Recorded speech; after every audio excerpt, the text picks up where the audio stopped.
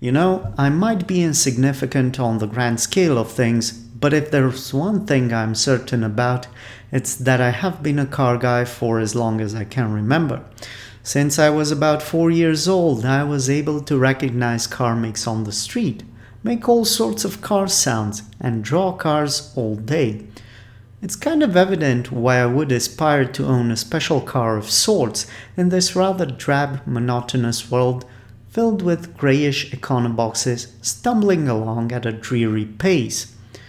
Now, my choice for an enthusiast car is not wild or unexpected, nor is it an extravagant one. Yet it's mine nonetheless, a thing in itself I should be proud of.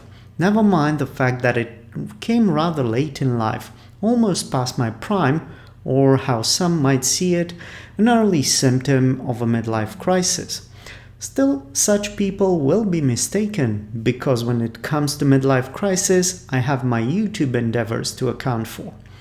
No, this lowly Miata is my fulfillment, my salvation, my absolution.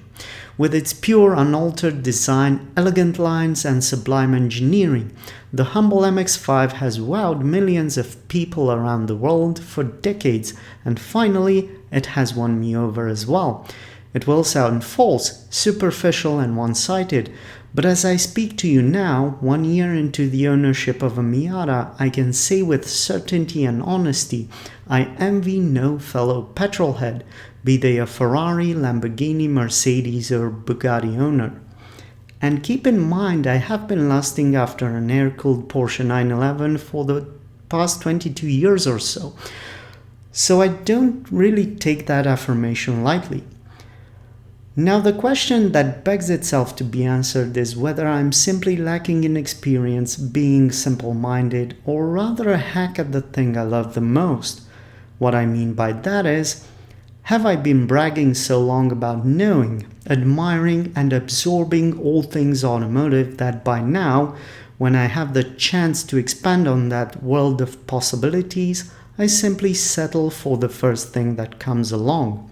Or could it be that the humble little Japanese roadster is a special car indeed, and that Providence has somewhat shone upon me just to make my journey towards fulfillment a bit less bumpy?